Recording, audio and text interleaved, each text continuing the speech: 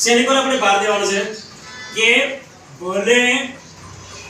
વાક્યની શરૂઆત જે નામનું જે શરૂઆત છે એનું પહેલો અક્ષર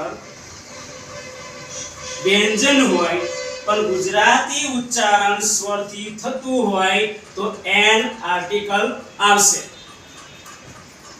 અને વાક્યમાં જો નામને પહેલો અક્ષર સ્વર આપેલો હોય અને ઉચ્ચારણ ગુજરાતી વ્યંજનથી થતું હોય તો એ આર્ટિકલ આવશે સમજાય છે તમને શબ્દો સાથે સમજાવો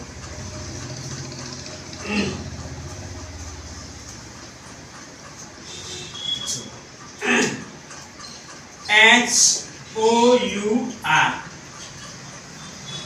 O U R એટલે તમને વ્યાખ્યા સમજાય કે ગુજરાતી હવે તમારે આ શું છે અંગ્રેજી વ્યંજન છે H એ અંગ્રેજી વ્યંજન છે તમે વાંચશો તો શું વંચાશે પહોંચી જવો છો ઓવર ઓવર ઓવર વંચાય છે શું વંચાય છે ઓવર એટલે કલાક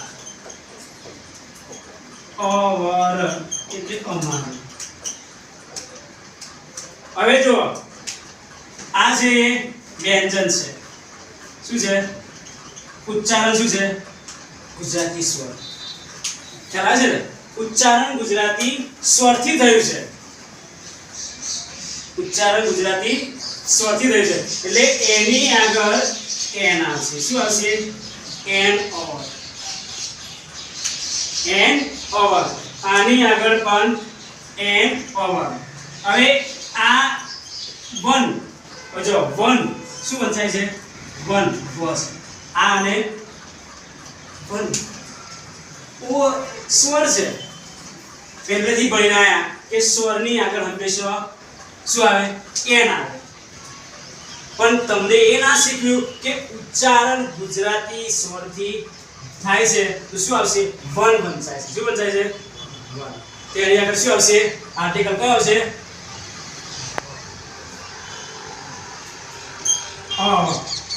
એ આર્ટિકલ આવશે શું આવશે એ કારણ કે ઉચ્ચારણ યાદ રાખો ઉચ્ચારણ ગુજરાતી સ્વરથી થતું હોય ગુજરાતી વ્યંજનથી થતું હોય તો અથી ગ્રહ સુધી કારણ કે વાય જાય કથી ગ્રહમાં બધા જ અક્ષરો 21 વ્યંજન આવી જાય ઉચ્ચારણ યાદ રાખજો આ છે એચ છે એચ પણ આપણે વાંચી જઈશું ઓવર ઓવર ગુજરાતી સ્વર ઓ શું આવશે તો શું આવશે એની આગળ એન ઓવર ડિફરન્સ સમજાયું ને તમને 5 અંગ્રેજી સ્વર આવડી ગયા એટલે આર્ટિકલ્સની ખાલી જગ્યાઓ પૂરતા આવડી ગઈ એવું સમજવાનું નહીં તમારે વાંચી જવાનું ઉચ્ચારણ તમે જે કરો છો એ ઉચ્ચારણ ગુજરાતી સ્વર અને ગુજરાતી વ્યંજનથી થતું હોય ગુજરાતી વ્યંજનથી થતું હોય તો આર્ટિકલ એ આવશે ભલે ને સ્વર આપેલો હોય ભલે સ્વર આપેલો હોય તો પણ અને ગુજરાતી સ્વર આપે અંગ્રેજી વ્યંજન આપેલો હોય અને ઉચ્ચારણ જો સ્વર ગુજરાતી સ્વરથી થતું હોય તો એની આગળ આવશે એન એવા કયા શબ્દો છે એન્જિનિયર એન્જિનિયર એની આગળ શું આવશે એન આવશે university university university you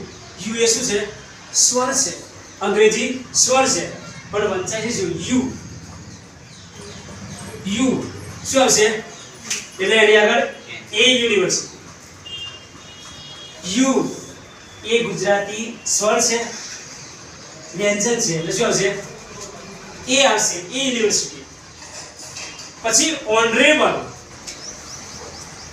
honourable HONER honourable